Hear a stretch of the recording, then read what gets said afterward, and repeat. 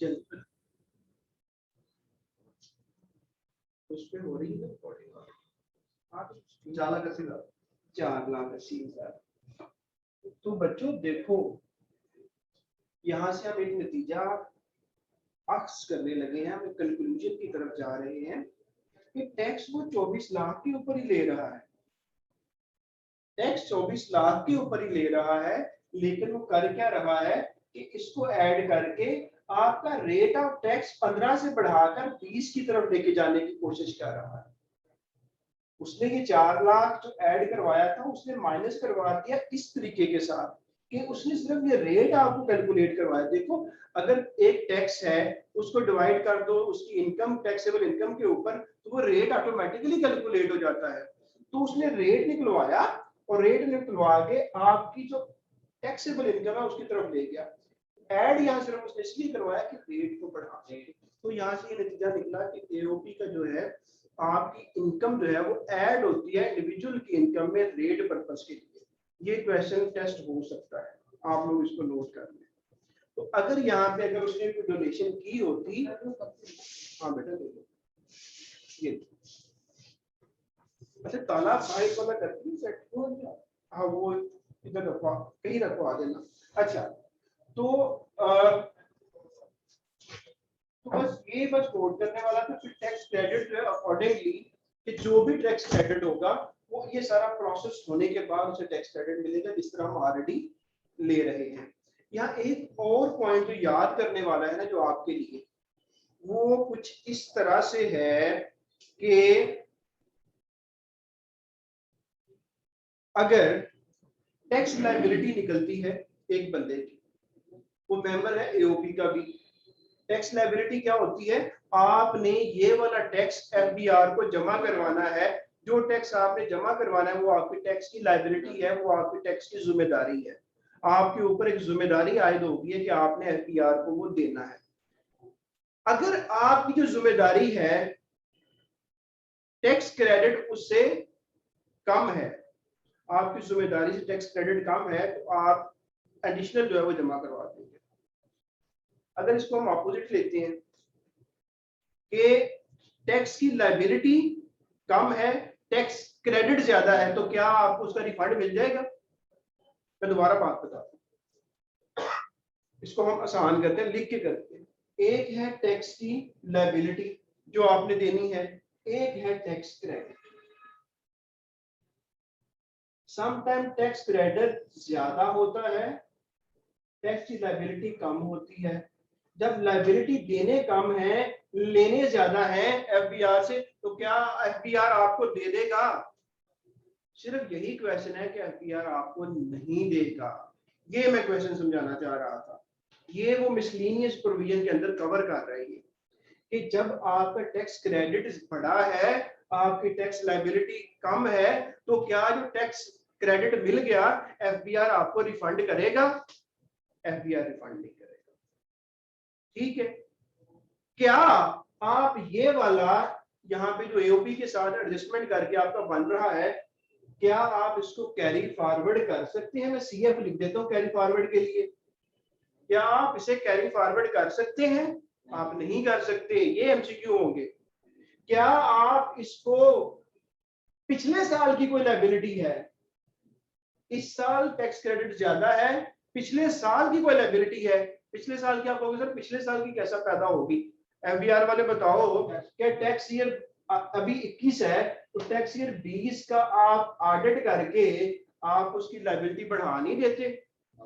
तो अगर आपने किसी का ऑडिट किया और उसने कहा जाहिर साहब आप कह रहे थे हमारा 1 लाख टैक्स बनता है पिछले साल का, मीन टैक्स ईयर 2020 का, हमने रिकैलकुलेट किया है आपका 1 लाख नहीं बनता 5 लाख बनता है, तो आप मुझे, हमें 5 लाख बनता है, 1 लाख आपने दिया हुआ 4 लाख और जमा करवा दो।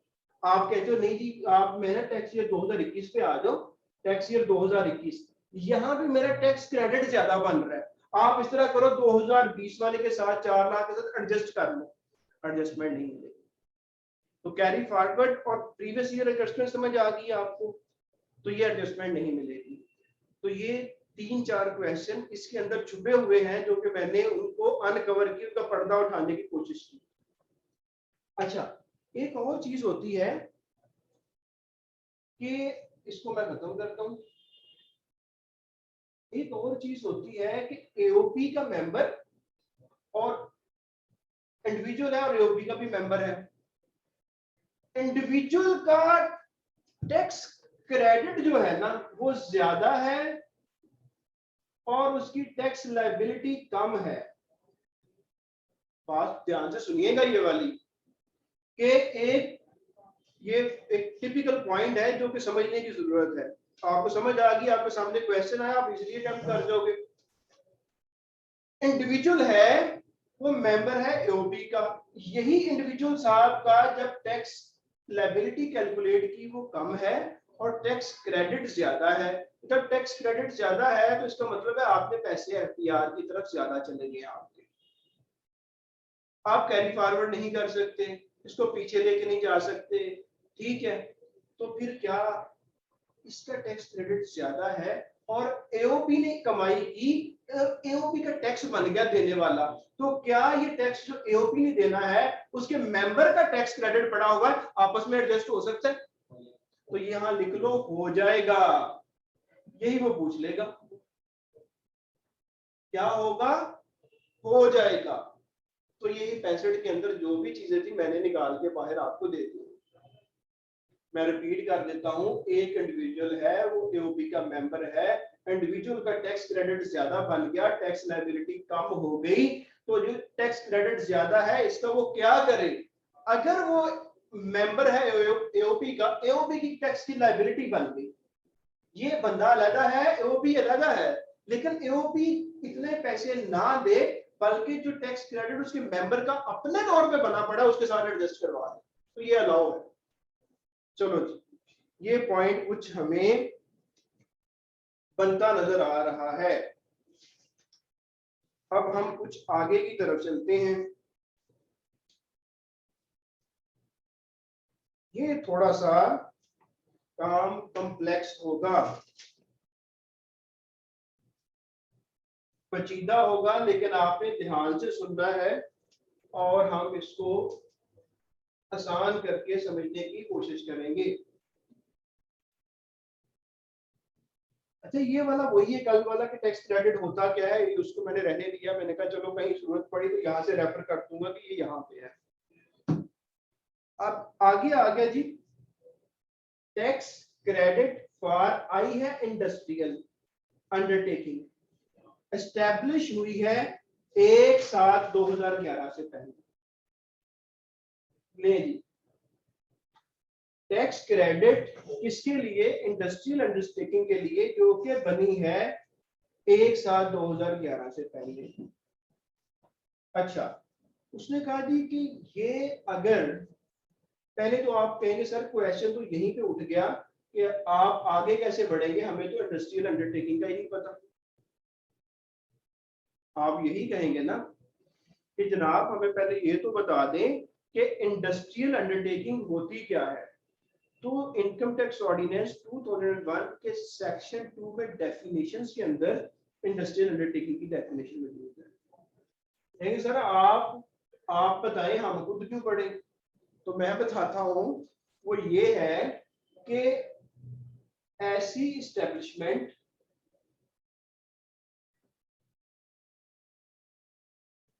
या सेटअप जो क्या कर रहा हो, नंबर 1 तो मैन्युफैक्चरिंग कर रहा हो। मैन्युफैक्चरिंग पे हमने कल बड़ा डिटेल में बात कर ली कि मैन्युफैक्चरिंग होती क्या है। नंबर 2 वो शिप बिल्डिंग कर रहा हो, ठीक है। नंबर 3 बिजली बना रहा हो।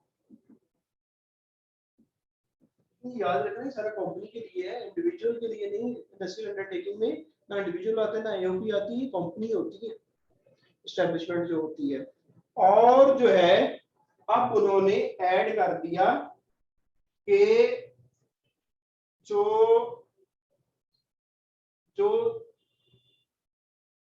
सीपैक वाली जो चीजें नहीं है, सड़कें, रोड, ये चीजें भी बना रहा हो, वो इंडस्ट्रियल अंडरटेकिंग की डेफिनेशन में उठा के लेके आता है। स्पेसिफिक रोड या आम रोड? नहीं, आम रोड या स्पेसिफिक रोड का कोई जिक्र नहीं है, मोटरवे का नाम नहीं लिखा, उन्होंने रोड लिखा है।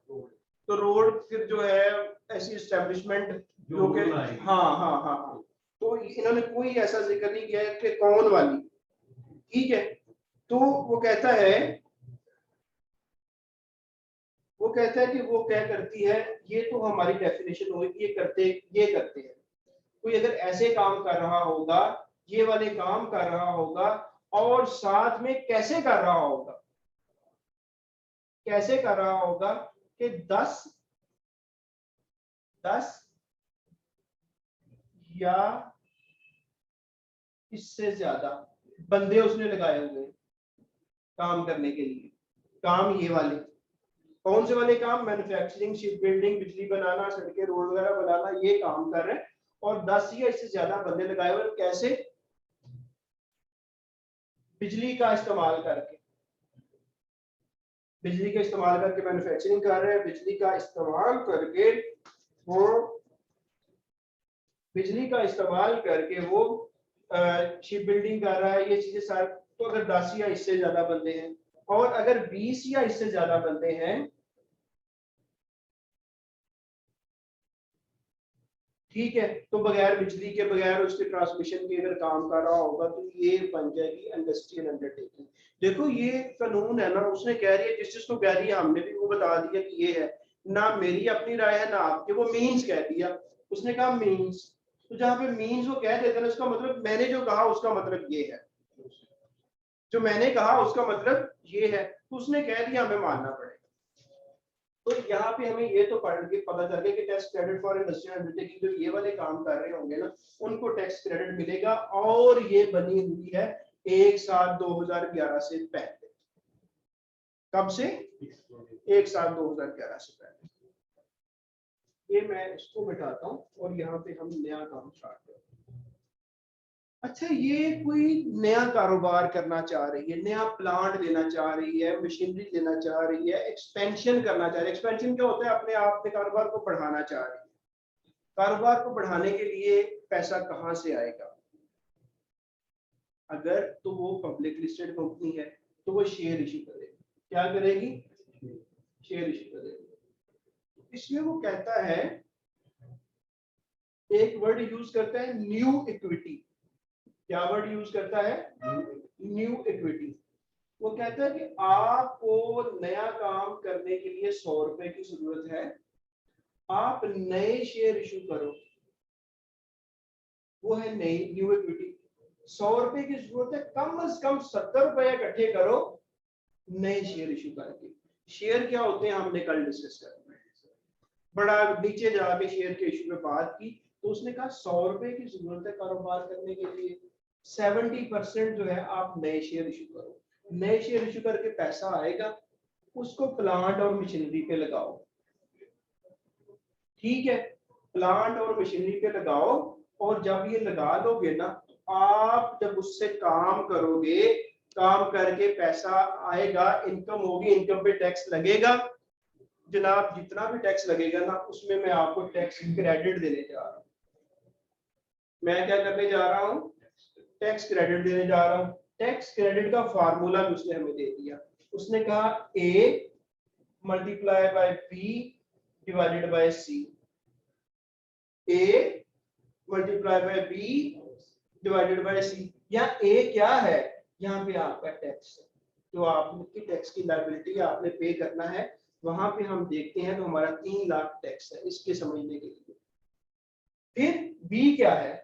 आपने जो शेयर इशू करके जितना इक्विटी से पैसा उठाया, वो आपका बी है। मैं दोबारा बोलता हूं, बी क्या है? आपने न्यू इक्विटी, नया शेयर इशू करके जो पैसा उठाया, वो बी है। 100 रुपए की जरूरत थी, 70 रुपए तो आपने इक्विटी से उठा लिए, बाकी 30 कहीं और से उठाए, तो टोटल जो आपने प्लांट के लिए इन्वेस्टमेंट की वो नीचे आएगा, वो सी की जगह पे आ गया। जो इक्विटी से पैसा उठाया वो बी की जगह पे आ गया, और जो यहाँ पे आया, यहाँ पे आपका टैक्स जो आपने एफटीआर को देना है। इन सब को जब आप मल्टीप्लाई करेंगे तो आपका टैक्स क्रेडिट निकल आएगा। जो टैक्स क्रेडिट निकलेगा वो आपके जो टैक्स देना है उसकी लायबिलिटी को कम करेगा और कहेगा अब इतना दे दो। ये कब मिलेगा? जब आप इंडस्ट्रियल अंडरटेकिंग होंगे और आप नया काम करने के लिए नए इक्विटी शेयर इशू करेंगे और नए शेयर इशू करके जिस काम के लिए हैं प्लांट और मशीनरी नई लेने के लिए उसमें आप इन्वेस्ट करेंगे, फिर आप इस काबिल होंगे कि आप टैक्स क्रेडिट ले लें। अच्छा एक ये याद रखना कि जब आपको किस डेट से मिलना शुरू होगा, वो कह देगा इंडस्ट्रियल अंडरटेकिंग है किस डेट से मिलना शुरू होगा, तो जिस दिन से ये plant operational commercial production start कर दी ना, कब? ट्रायल प्रोडक्शन नहीं, यहाँ पे क्या है? Commercial production. जिस दिन प्लांट जो आपने इक्विटी शेयर से पैसा इकट्ठा किया, पैसा इकट्ठा करके प्लांट लिया, प्लांट को फिक्स किया, उसने काम शुरू किया, जब कमर्शियल प्रोड्यूस करके एक्चुअल कपड़ा बना के मार्केट में दिया, उस डेट से आपको टैक्स क्रेडिट मिलना शुरू हो जाएगा। और कितने अरसे तक मिलता रहेगा? 5 साल तक। ये है वो क्वेश्चन जो आने वाले हैं। Tax credit under section 65E किस डेट से मिलना शुरू होगा? डेट ऑफ कमर्शियल प्रोडक्शन से होगा, डेट ऑफ ट्रायल प्रोडक्शन से होगा, डेट ऑफ इन्वेस्टमेंट से होगा, नॉन ऑफ द अबव होगा। तो आपका आंसर क्या होना चाहिए? कमर्शियल प्रोडक्शन की डेट से। कमर्शियल प्रोडक्शन सी डेट से लेकर कितने साल तक मिलता रहेगा? 3 साल, 5 साल, 10 साल? इनमें से कोई नहीं, 5 साल। टैक्स क्रेडिट मालूम करने का फार्मूला क्या है अंडर सेक्शन 65E? क्वेश्चन बन जाएगा जी A multiply by B divided by C। वो कहते हैं कि इसमें मुझे बता दो ये टैक्स क्रेडिट, पहले फार्मूले में एक क्वेश्चन दे सकता है, फिर कह सकता है कि ये फार्मूला मैंने लिख दिया है आपको 65E का। इसमें से C रिप्रेजेंट करता है टैक्स को, C रिप्रेजेंट करता है न्यू इक्विटी के जो आपने लिया वो, या फिर आपने टोटल इन्वेस्टमेंट जो की प्लांट में, तीनों में से कौन सा सही है? इसको आता होगा, आंसर करेगा वही। तो इसके अंदर ही से वो देखो, अगर बनाना चाहे तो 5 से 6 क्वेश्चन इसके अंदर से बना सकता है। और उसने टैक्स क्रेडिट में आपको बता दूं कि बनाने ही बनाने हैं उसमें। मैन्युफैक्चरर और सिंपल और अंडरटेकिंग दोनों दे सकता है। हाँ, अंडर इंडस्ट्रियल अंडरटेकिंग में तो 4-5 मैंने आपको बताया कि वो शिप बिल्डर है, वो मैन्युफैक्चरर है। वो कह रहे थे कि इंडस्ट्रियल अंडरटेकिंग की डेफिनेशन में रिटेलर आता है। लो जी बताओ, वो कहेगा 3 मैंने इंडस्ट्रियल अंडरटेकिंग की डेफिनेशन में लिख दिए, रिटेलर है, मैन्युफैक्चरर है, शिप बिल्डर है, ठीक है, रोड बनाने वाला है, इनमें से कौन सा नहीं है जो इंडस्ट्रियल अंडरटेकिंग की डेफिनेशन में नहीं आता? निकाल दो बाहर उसे, आप जिस पे टिक करोगे आपको सही पता होगा तो निकालोगे बाहर ना। तो ये है वो तरीकाकार जिनको यूज करके वो अच्छे स्टूडेंट को अलहदा करेगा, जिनका इंटरव्यू करना है और जिनका इंटरव्यू नहीं करना उनको अलहदा कर देगा, क्योंकि उसने करना है स्क्रूटनाइज। यही होता है कि उसने डॉक्यूमेंट रिक्वायर्ड करने हैं, 3 डॉक्यूमेंट जमा करवा दो, डॉक्यूमेंट जमा करवाने से पहले वो इन लोगों को अलहदा करेगा। जिन्होंने ये सही तरीके से पढ़ा होगा वो अलहदा हो जाएंगे, और इंशाल्लाह मेरे स्टूडेंट अल्लाह के फजल से जिस तरह मेहनत कर रहे हैं वो उनमें शामिल होंगे जो कि डॉक्यूमेंट जमा करवाएंगे। चले तो इसमें मैं देख लूं कि अगर कोई पॉइंट रह क्या है, तो ये याद रखना कि ये 70% है। मैं इसके लिए अभी स्टूडेंट आपकी परमिशन से मैं रेड मार्कर यूज कर रहा हूँ ताकि सिर्फ हाईलाइट किया जा सके कि क्वेश्चन कौन कौन से आ सकते हैं। 70% एक साल 2011 से पहले पहले जो इंडस्ट्रियल एस्टेब्लिशमेंट है, इंडस्ट्रियल एस्टेब्लिशमेंट क्या हो सकता है, टैक्स क्रेडिट का फार्मूला क्या हो सकता है, कितने साल के लिए होगा, जिस डेट जब ये आपको टैक्स क्रेडिट मिलना शुरू हो जाएगा, फिर कमर्शियल प्रोडक्शन, और एक और पॉइंट भी इसमें होना चाहिए। देखो टैक्स आप पे लगता है मुख्तलिफ कमाइयों से, ये पता है आपको। एक एनटीआर की इनकम होती है, एक एफटीआर की इनकम होती है, एफटीआर पे टैक्स कैलकुलेट होता है, एक एनटीआर पे टैक्स कैलकुलेट होता है, एक मिनिमम टैक्स भी मैंने आप लोगों को बताया हुआ है। आप ये नहीं कह सकते हमें नहीं बताया क्या। अंडर सेक्शन 113 रेट है 1.25, ये मैंने बताए हुए हैं। वो कहता है कि ये सेक्शन टैक्स क्रेडिट अगर ये वाली कमाई भी है ना तो फिर भी टैक्स क्रेडिट मिलेगा, अगर टैक्स ये वाला बन रहा है फिर भी मिलेगा, मिनिमम बन रहा है फिर भी मिलेगा, एनटीआर पे तो मिलता ही मिलता है।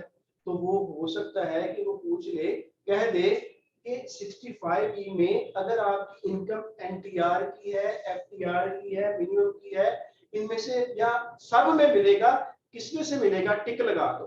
तो आपने कहना है ऑल ऑफ दी अबव। ये लो क्वेश्चन बन गया आपका ये वाला भी, ऑल ऑफ दी अबव में मिल जाएगा। ये पॉइंट नोट करने वाला है।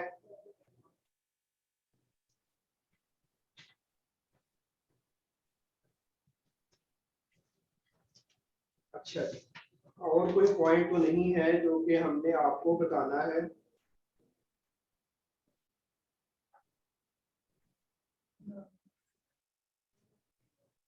तो और कोई ऐसा पॉइंट नहीं है कि जो कि इस सेक्शन में आपको बताने वाला। हमने न्यू क्यूटी का भी बता दिया। न्यू क्यूटी का मैंने आपको बता दिया कि इसे कहा जाएगा बिल्कुल नए शेयर इशू किए जाएंगे, पुराने शेयर न्यू क्यूटी में नहीं आएंगे, एक खास मकसद के लिए नए शेयर इशू किए जाएंगे। अब मैं इसको खत्म करता हूँ, आपकी नोट जरूर कर लिया करो, और जो बैठे हुए हैं घर पे वो स्क्रीनशॉट वगैरह या पिक्चर लेकर रख लिया करो। ठीक हो गया जी। अब हम आगे मूव करते हैं और नया सेक्शन पढ़ते हैं कि 100% भी किसी को मिलना है, वो कौन है। नहीं जी, अल्हम्दुलिल्लाह, अगर इसमें से आ जाए और आप इसको याद कर लें तो हमें बड़ा फायदा होगा।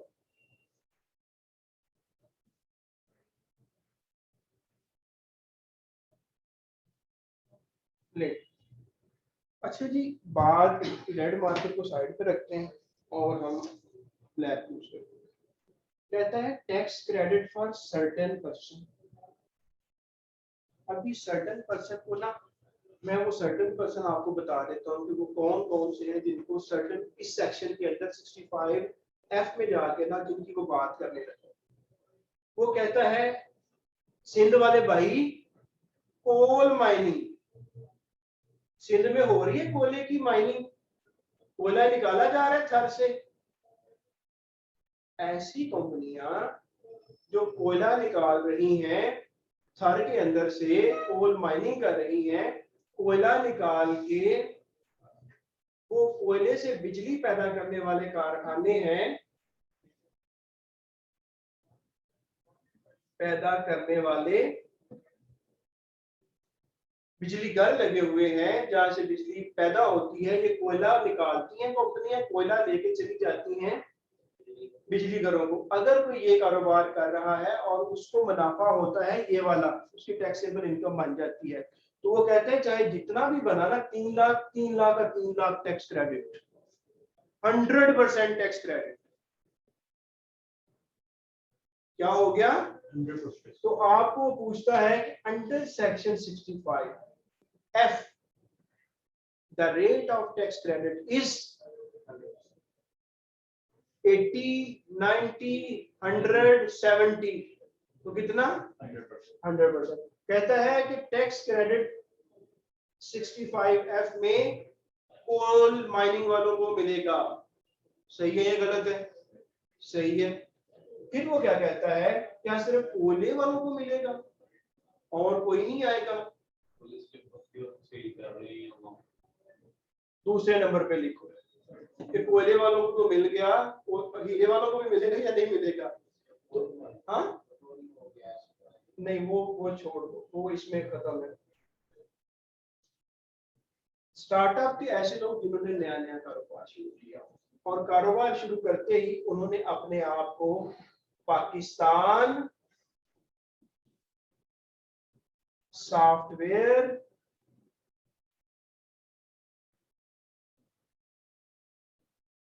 एक्सपोर्ट बोर्ड से रजिस्टर करवा लिया।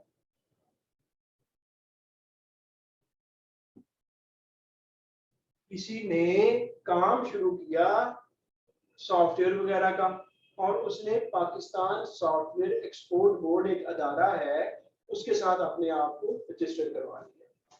तो जिस साल उसने रजिस्टर करवाया और आने वाले 2 साल वो जितनी भी कमाई करेगा, चाहे वो पाकिस्तान से करे या पाकिस्तान से बाहर से करे, उसको 100% टैक्स क्रेडिट मिल जाएगा। मतलब फिर वही कि 3 लाख टैक्स लगा, 3 लाख टैक्स माफ। कैलकुलेट करेगा वो टैक्स, जितना लगेगा सारा माफ, अगर उसने अपने आप को पाकिस्तान सॉफ्टवेयर एक्सपोर्ट बोर्ड के साथ रजिस्टर करवाया हुआ है। क्या इसे ही मिलेगा, कोई और नहीं है? उसने कहा एक होता है IT and IT enabled services. अगर इनको एक्सपोर्ट किया जा रहा है, क्या किया जा रहा है? एक्सपोर्ट। एक्सपोर्ट क्या होता है? पाकिस्तान से किसी चीज को पाकिस्तान से बाहर बेचना, तो ये क्या कहते हैं? एक्सपोर्ट। क्या सिर्फ आप सिर्फ कपड़े वगैरह को एक्सपोर्ट कर सकते हैं? नहीं, आप सर्विसेज को भी एक्सपोर्ट कर सकते हैं। तो आप यहाँ बैठ के कॉल सेंटर वगैरह चला रहे हैं। आईटी इनेबल्ड सर्विसेज की डेफिनेशन जो है ना, बड़ी खुली डुली है कि कोई भी काम, कोई भी सर्विस आप आईटी को, इंफॉर्मेशन टेक्नोलॉजी को इस्तेमाल करते हुए रेंडर करते हैं, वो आईटी इनेबल्ड सर्विसेज में आ गए हैं। और आप उनको एक्सपोर्ट कर रहे हैं, आप पाकिस्तान से बाहर बेच रहे हैं, ठीक है? तो आपको वहां से कमाई होती है।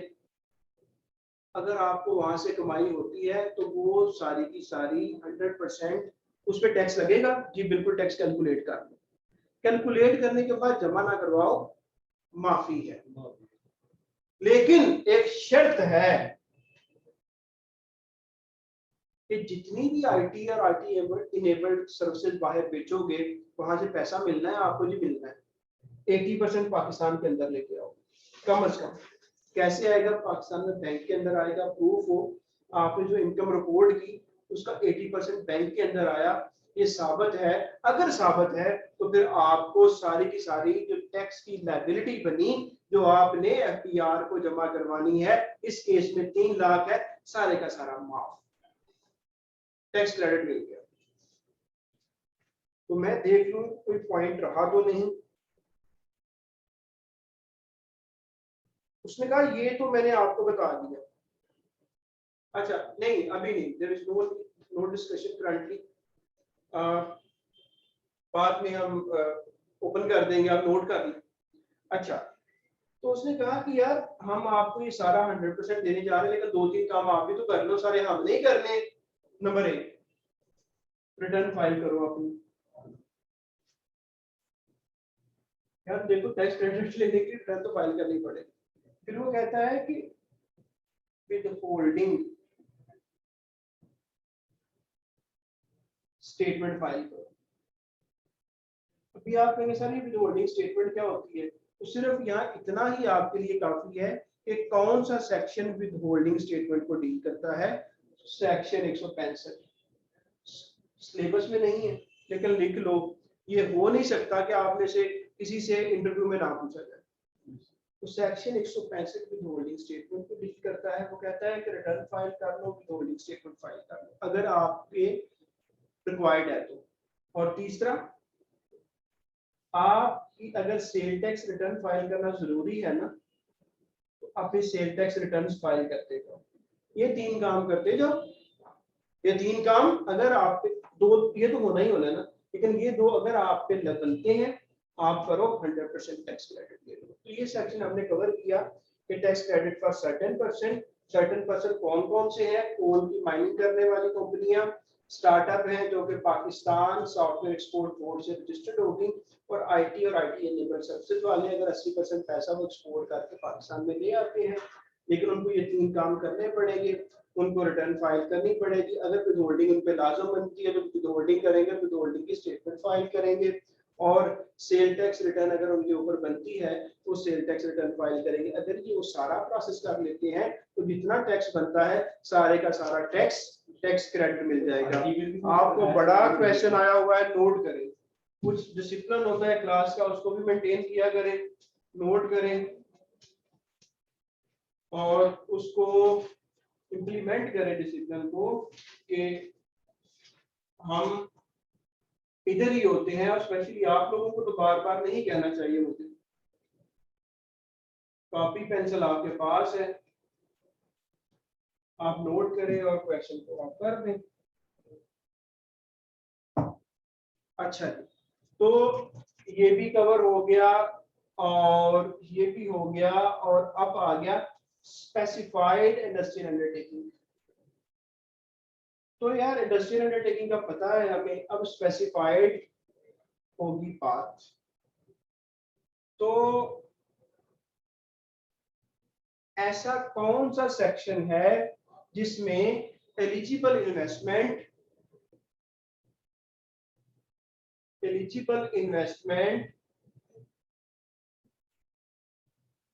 और एलिजिबल पर्सन के बारे में बात की जाती है?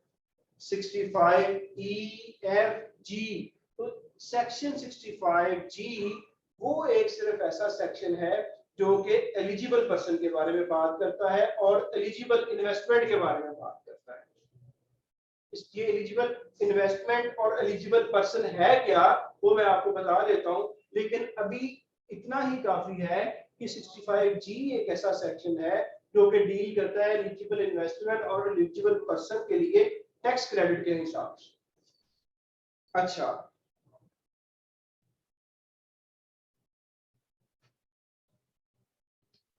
वो कहता है कि अगर आप एलिजिबल इन्वेस्टमेंट करते हैं ना, तो अगर ये एलिजिबल इन्वेस्टमेंट की डेफिनेशन में आ जाती है तो आपको 25% टैक्स क्रेडिट मिलेगा। किसका? एलिजिबल इन्वेस्टमेंट का। तो पॉइंट नोट करने वाला ये भी है कि कितने परसेंट मिलेगा एलिजिबल इन्वेस्टमेंट का tax credit under section 65G? 25%। सही। अब वक्त आ गया है कि आपको एलिजिबल इन्वेस्टमेंट और एलिजिबल पर्सन के बारे में बताया जाए। ये वही है जी कि एलिजिबल इन्वेस्टमेंट ये होगी, इन्वेस्टमेंट का पता है आप सरमाया लगाते हैं किसके ऊपर? नए प्रोजेक्ट के ऊपर, नए प्लांट के ऊपर, नई मशीनरी के ऊपर, पुरानी के नहीं, नए काम के ऊपर, नए सॉफ्टवेयर के ऊपर, खरीदने के लिए, परचेज करने के लिए, खुद बनाने के लिए नहीं। आप अपना आईटी का सॉफ्टवेयर वाला बंदा हायर करते हैं, उसे कहते हैं जी सॉफ्टवेयर बना दो, आप एलिजिबल इन्वेस्टमेंट में नहीं आ रहे, सेक्शन 65G में नहीं आ रहे, आप 65G में नहीं आ रहे, आप 65G से आउट हो गए हैं। इसके लिए आपको परचेज करना पड़ेगा, purchase of plant, machinery, software, ये इनके लिए आपने इन्वेस्टमेंट की तो फिर आपको जो है ना फायदा होगा, और अदरवाइज नहीं होगा। फिर बात आ गई कि सर ये तो आपने एलिजिबल इन्वेस्टमेंट तो बता दी, अच्छा जो भी एलिजिबल इन्वेस्टमेंट करोगे उसका 25%, ठीक। लेकिन सर ये आप कहेंगे कि सर ये इसमें एलिजिबल पर्सन में क्या कौन आएगा? तो यार पर्सन में उसने दो चीजें कर दी, एक ग्रीन फील्ड अंडरटेकिंग और दूसरा इंडस्ट्रियल अंडरटेकिंग। तो इंडस्ट्रियल अंडरटेकिंग तो आज के चैप्टर में हमने कर लिया ना कि कौन सी होती है, इसको हमने आज डिस्कस कर लिया। अब रहेगी ग्रीन फील्ड अंडरटेकिंग। तो कहता है कि अगर ग्रीन फील्ड अंडरटेकिंग या इंडस्ट्रियल अंडरटेकिंग, अगर ये वो एलिजिबल पर्सन है, अगर ये एलिजिबल इन्वेस्टमेंट करते हैं तो एलिजिबल इन्वेस्टमेंट का 25% आपको टैक्स क्रेडिट मिल जाएगा।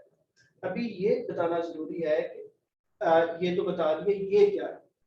तो वो कहता है कि किसी ऐसी लोकेशन पर, जगह जिसपे पहले कोई अंडरटेकिंग नहीं थी, जिसपे पहले कोई फैक्ट्री वगैरह नहीं थी, आपने वहां पे काम किया। दूसरा, कोई पहले से मौजूद फैक्ट्री को डिमोलिश नहीं किया गया।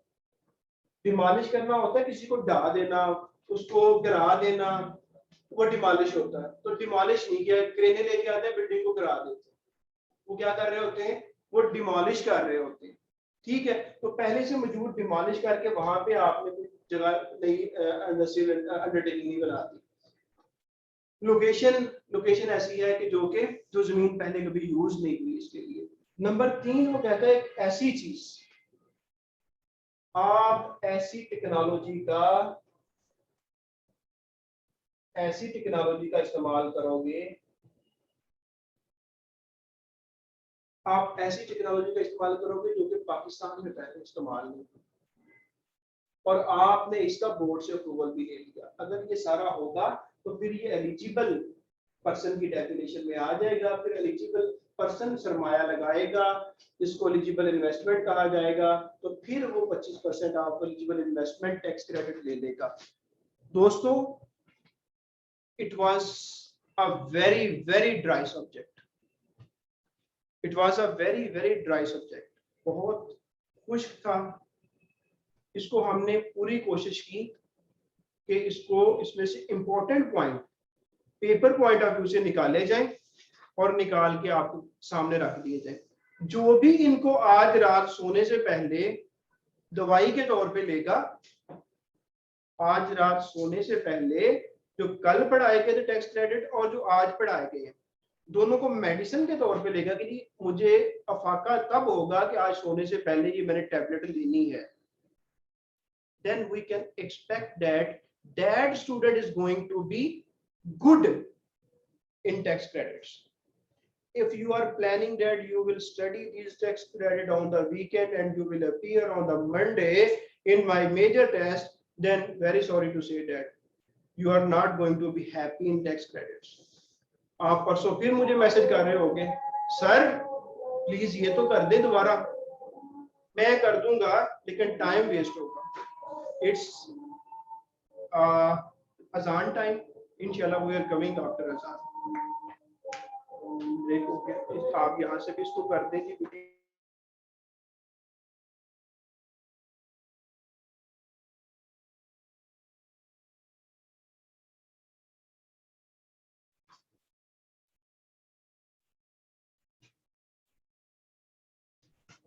Bismillahirrahmanirrahim. Once again we resume our class और अल्हम्दुलिल्लाह जो टैक्स क्रेडिट है वो अल्लाह के फजल से हमने उसको कवर कर लिया। एक आपका पूरा chapter 3 of the income tax ordinance having 10 parts, उसका हमने तकरीबन 70% हमने कवर कर लिया। ठीक है, पार्ट 10 भी हो गया, 9 भी हो गया, 8 भी हो गया, 7 भी हो गया। उससे पहले 14 और उसके अबाव वाले सेक्शन जो है हमारे रह गए, वो हम इंशाल्लाह अगर आज ये कर लेते हैं तो कल से हम उस तरफ चले जाएंगे। अब हम एक नया पार्ट है उसका आगाज करते हैं। चैप्टर भी नया है, पार्ट भी नया है। चैप्टर कौन सा है जी? चैप्टर है 10 और उसका पार्ट है 4।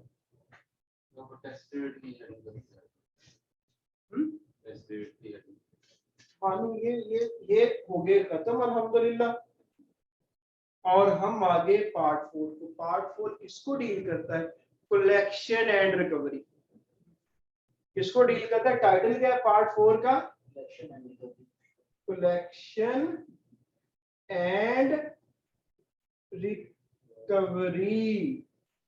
कलेक्शन किसकी? टैक्स की। टैक्स कलेक्ट करना, आपको टैक्स देने आया उसे टैक्स लेना, ये क्या है? कलेक्शन। और जो नहीं देता फिर आप रिकवर करते हो कि जनाब कानून ने हमें हक दिया हुआ है कि हम आपसे रिकवर करें। रिकवर हम जिस तरीके से भी करें, तो वो कौन कौन से तरीके हैं और किस किस तरह से रिकवरी होगी, उसके लिए पूरा पार्ट बना दिया गया। Part 4 of chapter 10 of income tax ordinance 2001। तो अब ये सेक्शन स्टार्ट होते हैं 137 से और जाते हैं 146, लेकिन आगे ए बी बी है वो हमने नहीं लिखा, लेकिन आगे भी है इसके सेक्शन जो है। तो हम स्टार्ट करते हैं सेक्शन 137 से। तो डियर स्टूडेंट्स, अब टैक्स क्रेडिट तो हो गए खत्म, तो हम इसको भी खत्म कर लेते हैं।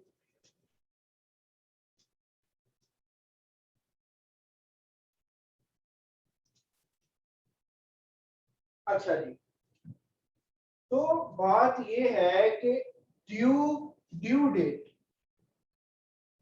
फॉर पेमेंट ऑफ टैक्स, कि टैक्स को पे करने की तारीख क्या है जिस पे आप पे ये वाजिब हो जाता है, फर्ज हो जाता है कि टैक्स पे करो, उसकी डेट क्या है। तो नोट करो कि ड्यू डेट है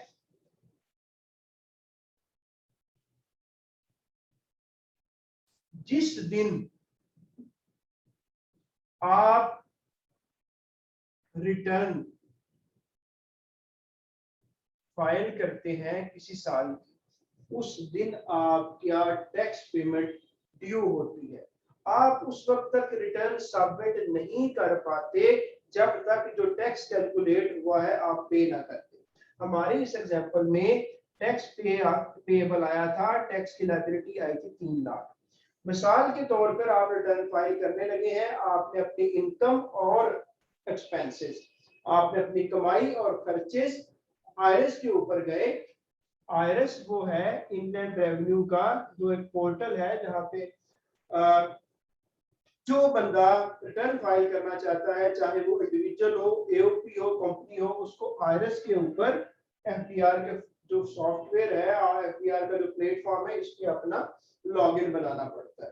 लॉगिन बना के वो रिटर्न फाइल करना चाहता है। रिटर्न क्या होती है, उसमें आपने अपनी कमाई और खर्चों का हिसाब देना होता है। आपने वो सारे फिल किए, एंड में पता चला जी 3 लाख टैक्स बन गया है।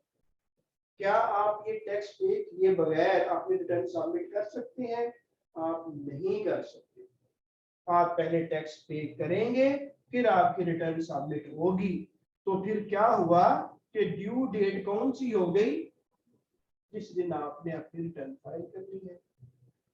तो क्या कानून के अंदर लिखा हुआ है कि किस डेट तक आप अपनी रिटर्न फाइल कर सकते हैं? तो देखो, टैक्स पेयर होता है एक इंडिविजुअल,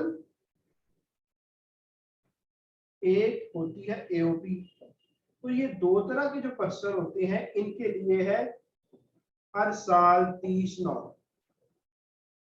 सितंबर की आखिरी डेट कानून के अंदर लिखी हुई है कि ये ड्यू डेट होती है रिटर्न फाइल करने की। सही।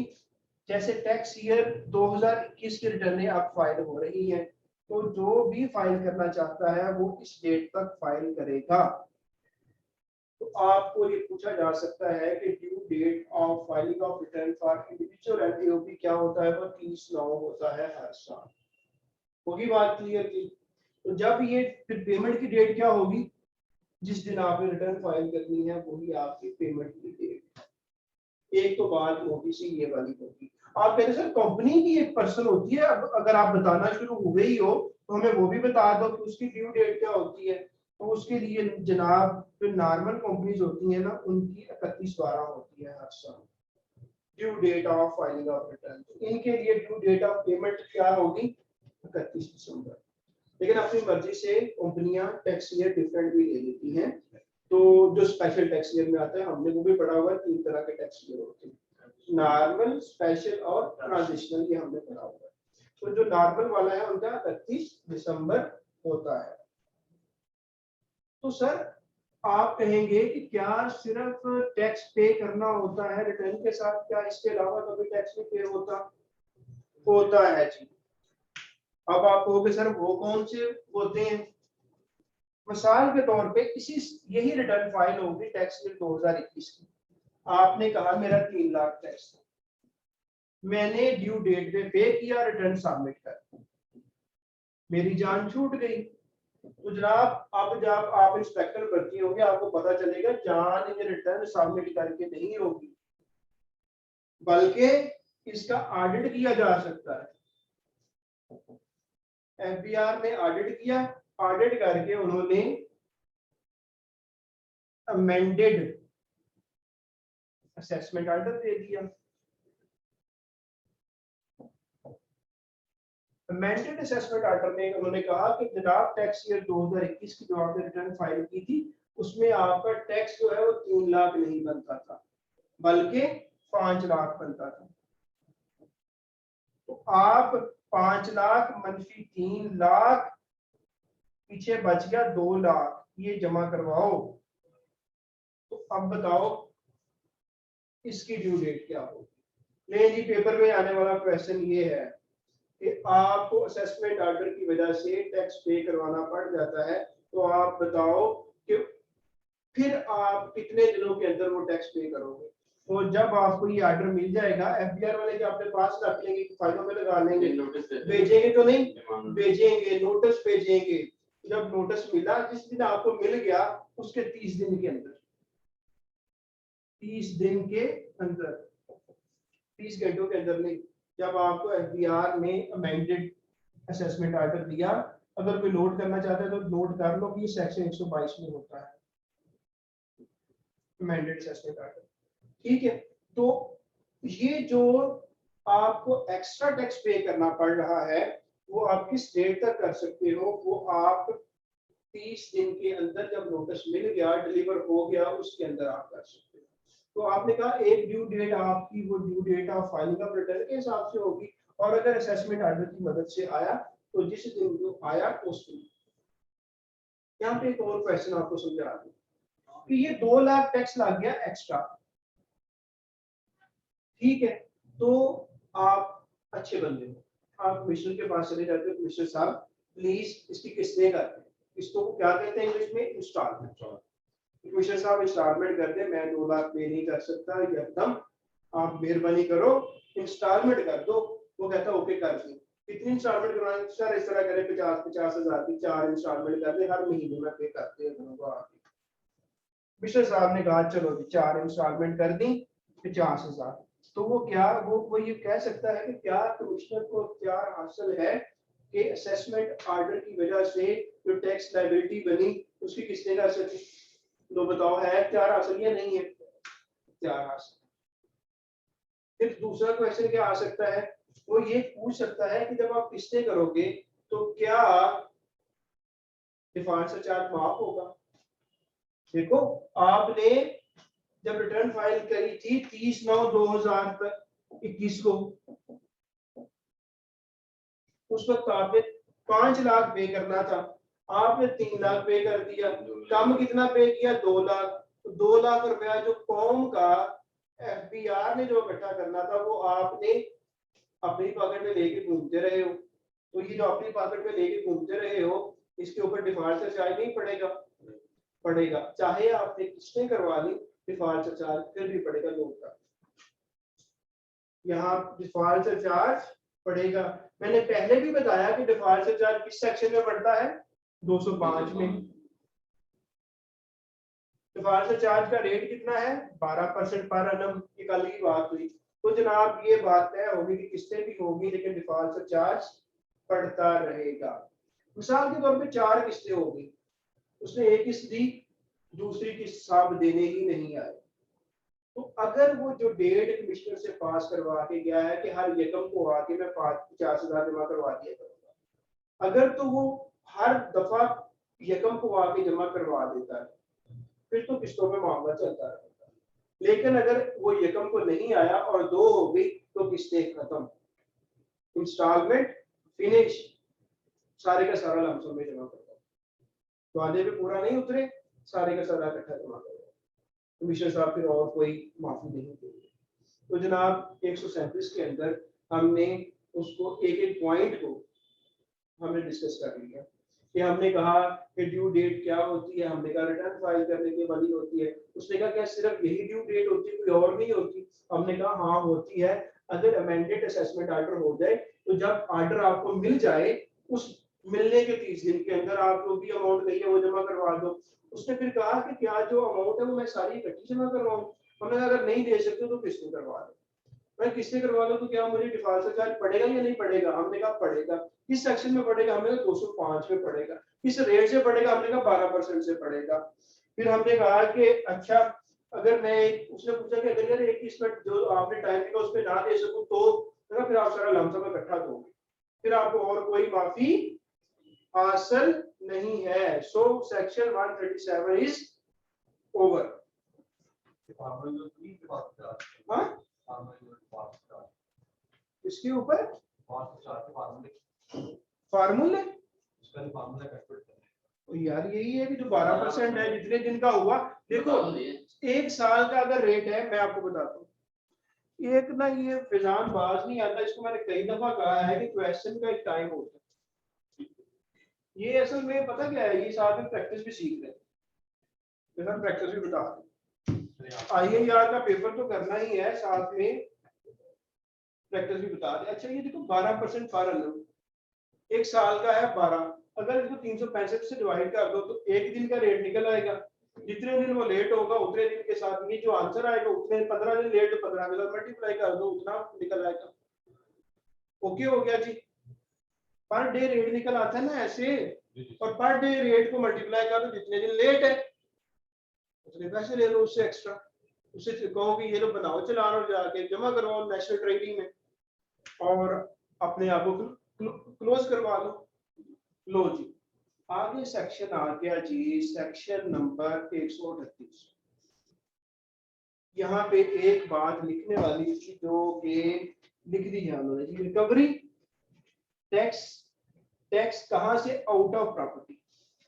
प्रॉपर्टी के अंदर से टैक्स रिकवर कर लेना जनाब। वो हमने टैक्स लगाया 2 लाख एक्स्ट्रा, देने नहीं साहब आए, तो फिर हम क्या करते हैं, हम 138 को इन्वोक करते हैं। इन्वोक करते हैं कि हम उसका इन्वोक करना होता है कि उसका इस्तेमाल कर लेते हैं, उस सेक्शन का इस्तेमाल करते हैं, यूटिलाइज करते हैं उसे। तो हमने वो नहीं आए साहब, हमने कहा ना आओ, हमारे पास कानून ने इख्तियार किया है कि 138 को इस्तेमाल करते हैं। Recovery of tax out of property and through arrest. लो जी के अरेस्ट करके उसे कहो पैसे दो, इसकी टैक्स पेयर की अरेस्ट।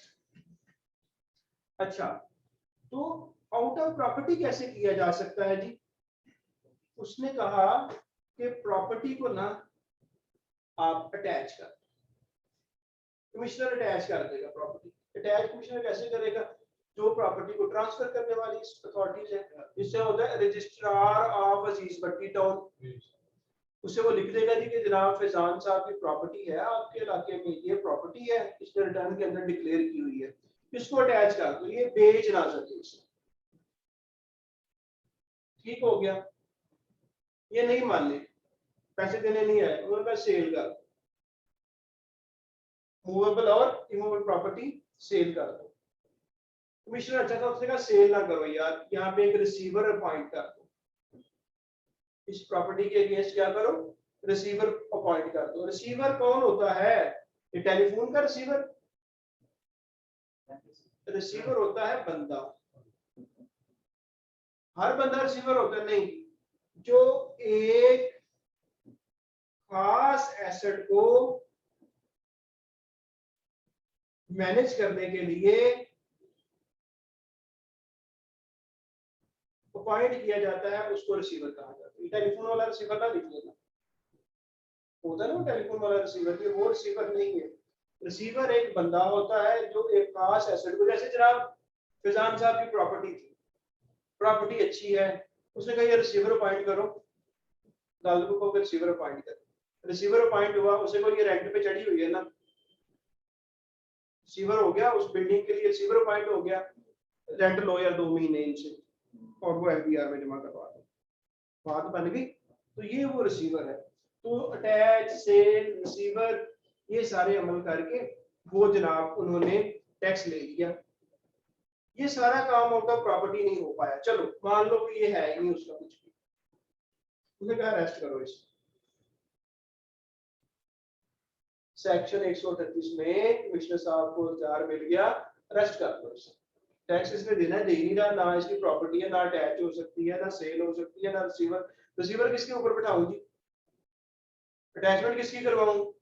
सेल क्या करवाऊं? ठीक है, अगर है भी तो उसने छुपाई हुई है, पता नहीं चल रहा, उन्होंने इसको अरेस्ट कर दो।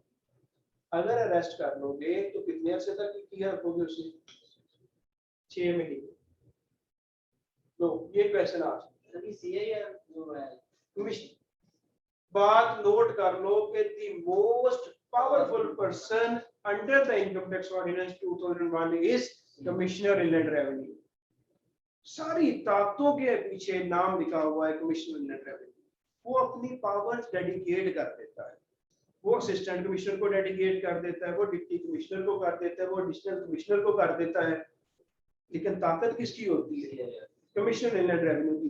तो ये पूछा जा सकता है कि इनकम टैक्स ऑर्डिनेंस 2001 में सबसे ताकतवर बंदा कौन सा है? The most powerful person under the income tax ordinance 2001 is commissioner inland revenue.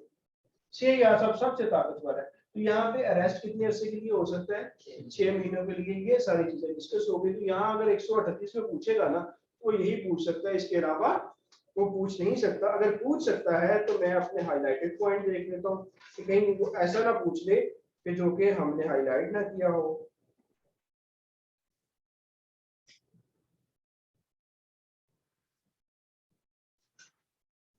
तो हाँ, एक चीज वो पूछ सकता है कि ये सारा कुछ जो कर रहा है उसको अथॉरिटी जो है वो किस कानून के तहत के मुताबिक मिल जाती है, ये सारा कुछ करने के लिए, अरेस्ट वगैरह करने के लिए। तो कोड ऑफ, लिखो सारे, code of civil procedure, code of civil procedure 1908। लो, इसके अंदर हो सकता है। और फिर वो कहता है कि जनाब ये मिल गया तो उसको किसके बराबर मिल जाता है? तो सिविल कोड के मुताबिक उसको क्या मिल जाता है?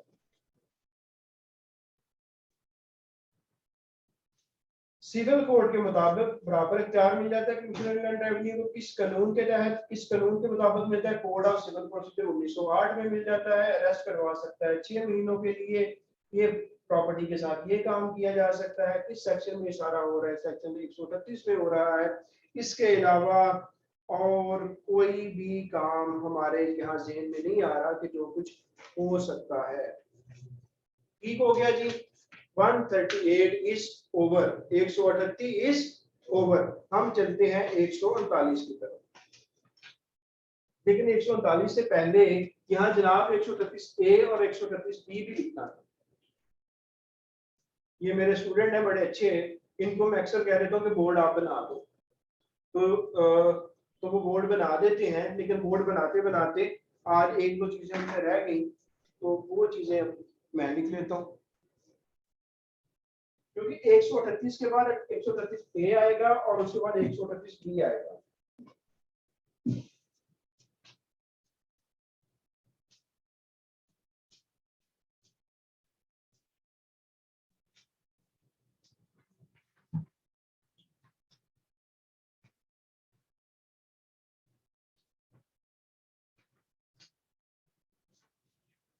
वही है रिकवरी थ्रू डिस्ट्रिक्ट कलेक्टर। हर डिस्ट्रिक्ट में एक कलेक्टर होता है। और 136 बी रिकवरी आउट ऑफ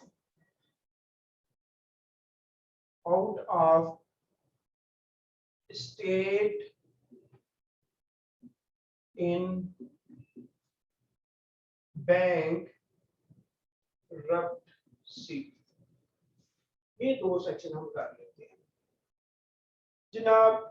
वो ये पूछ सकता है कि डिस्ट्रिक्ट कलेक्टर को जब आप केस भेजता है कमिश्नर इनलैंड रेवेन्यू, भेज डिप्टी कमिश्नर ही रहा होता है, लेकिन वो कमिश्नर से साइन करवा लेता है कि सर ये भेज दे, ये नहीं हमें पकड़ा नहीं जा रहा बंदा ना, हमने 138 को भी यूज कर लिया है ये वाले को, लेकिन काबू नहीं आया, अब क्या करें? उसने कहा जो डिस्ट्रिक्ट कलेक्टर है ना उसके पास भेज, डिस्ट्रिक्ट कलेक्टर के पास भेजा जाएगा और जो उसकी जमीन होगी डिस्ट्रिक्ट कलेक्टर उसको तस्वर करेगा arrears of land, arrears of land के जो वो जमीन से कमाई होगी उसके अगेंस्ट रिकवरी कर दी जाए। तो अगर उसकी अगर कोई जमीन होगी तो डिस्ट्रिक्ट कलेक्टर जो है, डिस्ट्रिक्ट कलेक्टर साहब है, इस जमीन से जो कुछ निकलता है ये अगेंस्ट एरियर्स ऑफ लैंड हम आपसे रिकवर करते हैं।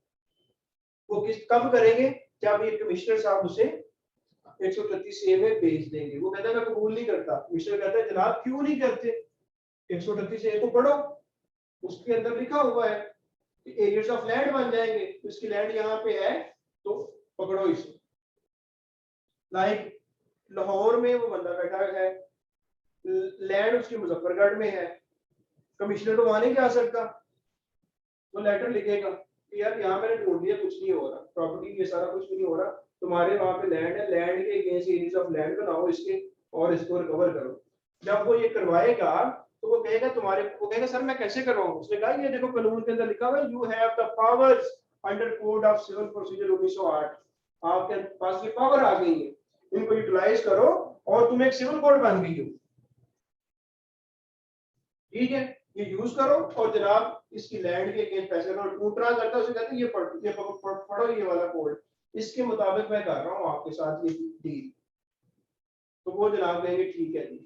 और जब ये लैंड वगैरह पे आ जाते हैं ना, कभी सब लोगों की दौड़े लग जाती है, वो फिर खुद ही आके फिर चीजें क्लियर कर लेते हैं कि हाँ यार जब पहुंचो वहां पे, जो डिस्ट्रिक्ट कलेक्टर है उसने गाँव का चक्कर लगा लिया, जमीन उसने आगे देख लिया, उसको मेजरमेंट करवानी शुरू कर दी उसने, तो फिर वो खुद अप्रोच करते हैं, खुद आके बैठ जाते हैं सर क्लियर करें जो कुछ भी है। लेकिन ये पहले इसके लिए आपको पता करना पड़ेगा उसकी लैंड है कहाँ पे, तो जब पता करेंगे तो ये आप लोग इंस्पेक्टर ही करेंगे, और इंस्पेक्टरों के पास इतना काम होता है कि वो बेचारे कहते हैं यार मैं आपको क्या क्या कुछ करूँ, और ये वो बेचारे कहते हैं क्या क्या कुछ करूँ, इस वजह से नहीं भर्ती आती है, क्योंकि एक इंस्पेक्टर के पास बहुत ज्यादा काम होता है, तो वो फिर जो प्रायोरिटी होती है उसको सेट कर लेता है, जो प्रायोरिटी वाले काम करता जाता है बाकी पीछे डालता जाता है। जो सबसे जरूरी होता है कि यार ये इस महीने ये क्लियर करना है, वो वाले कर लेते हैं, बाकी पीछे डाल।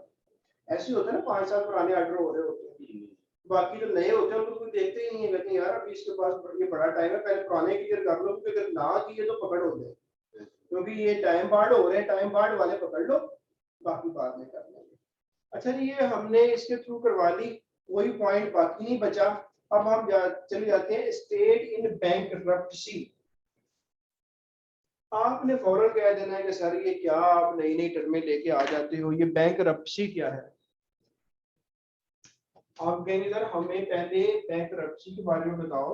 स्टेट का तो हमें पता है कि स्टेट जो है definitely state dealer, property dealer, वो तो हम समझ लेंगे, बैंकरप्सी का हम समझने के बगैर आगे नहीं बढ़ेंगे।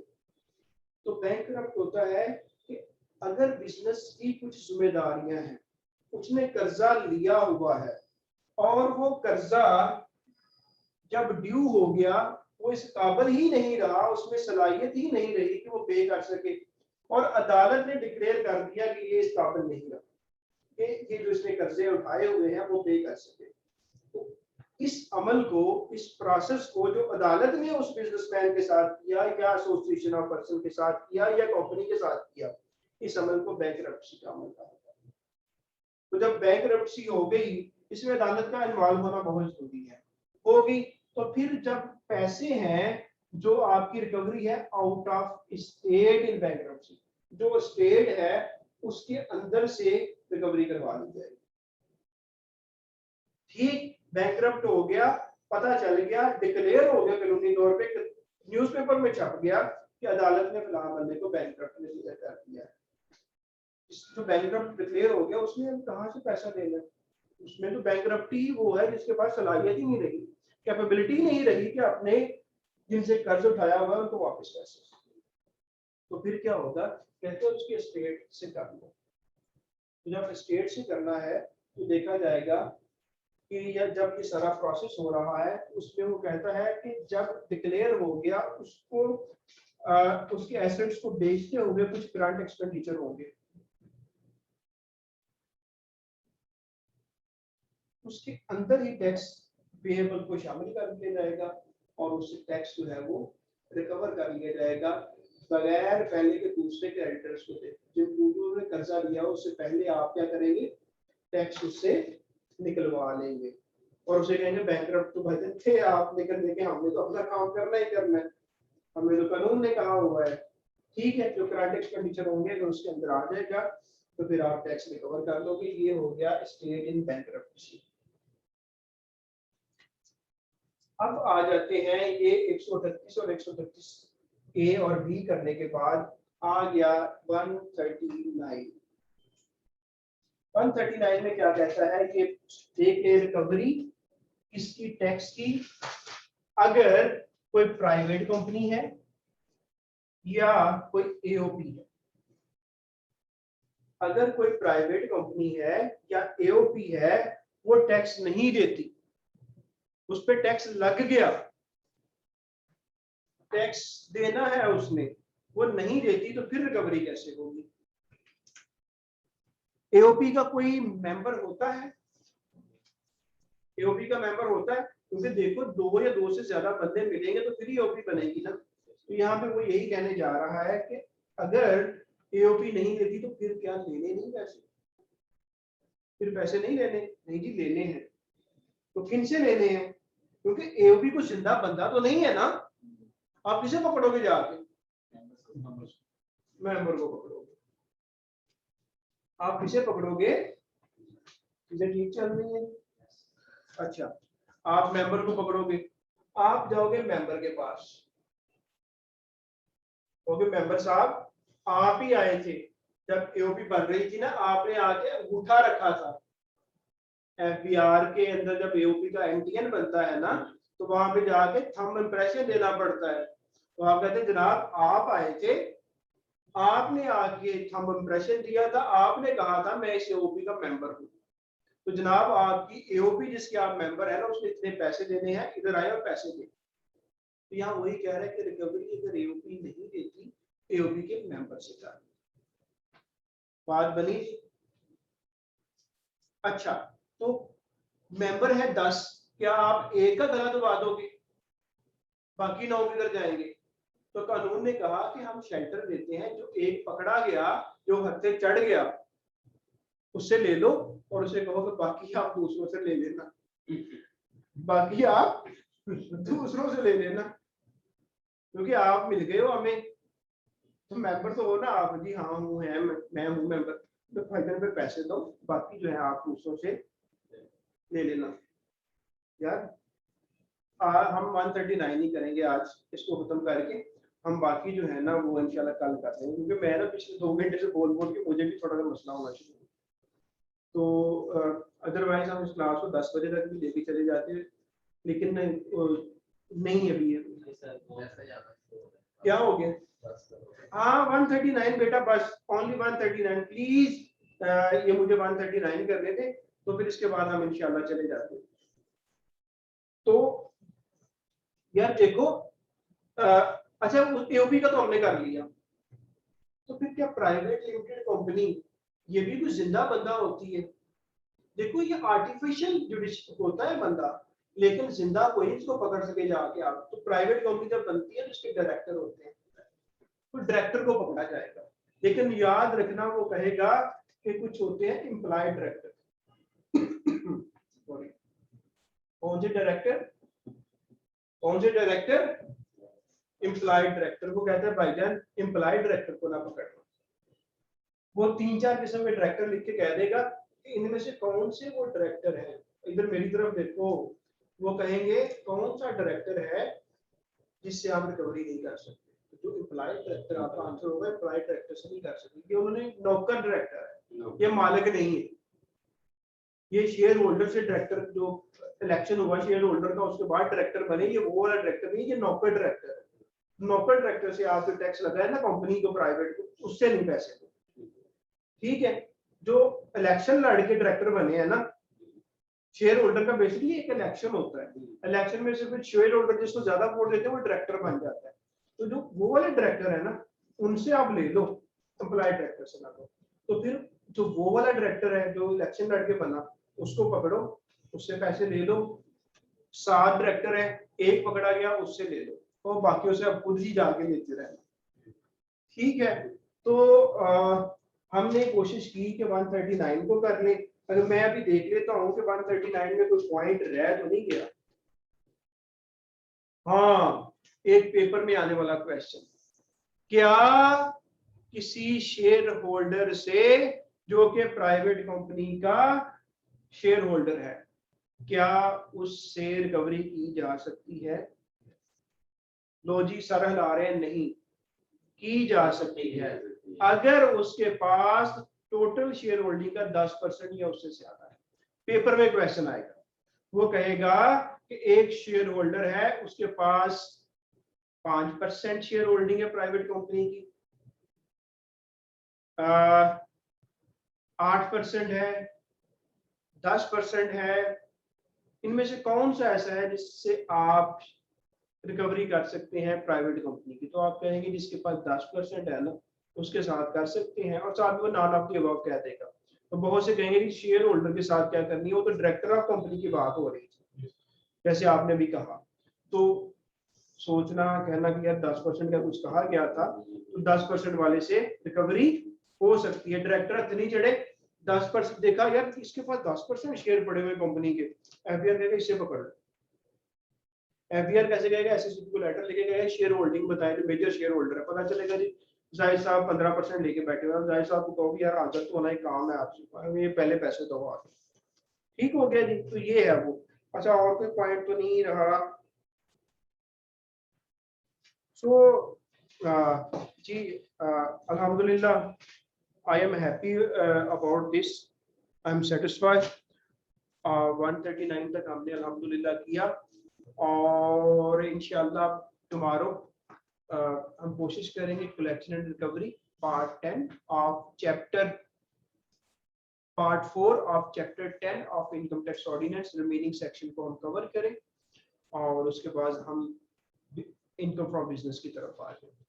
तो आप लोगों से हम्बल सबमिशन, सोने से पहले जो पढ़ा हो उसको कर लिया करें, और अगर जो कर इसको इस तरह पढ़ लेंगे, उनकी रिटेंशन करने की जो सलाहियत है वो बढ़ जाएंगी, और वो इसको ज्यादा देर तक रिटेन कर सकते हैं।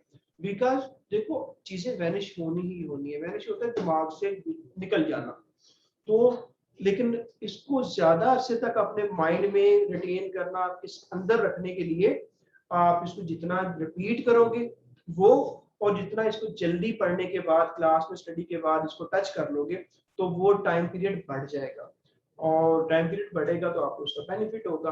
तो टिल टुमारो मुझे भी इजाजत दें, और इंशाल्लाह हम मिलते हैं नेक्स्ट क्लास में। आज बहुत ही अच्छा स्टूडेंट ने किया कि उन्होंने 6:30 के ऊपर exact in between 6:30 and 7 o'clock उन्होंने हमारे क्वेश्चन सेंड किए, हमने देखे उनको इंटरटेन किया, हमने क्वेश्चन के आंसर किए। तो इंशाल्लाह see you tomorrow, take good care of yourself, thank you very much for your patience listening, so see you tomorrow, thank you very much जी, अस्सलाम वालेकुम।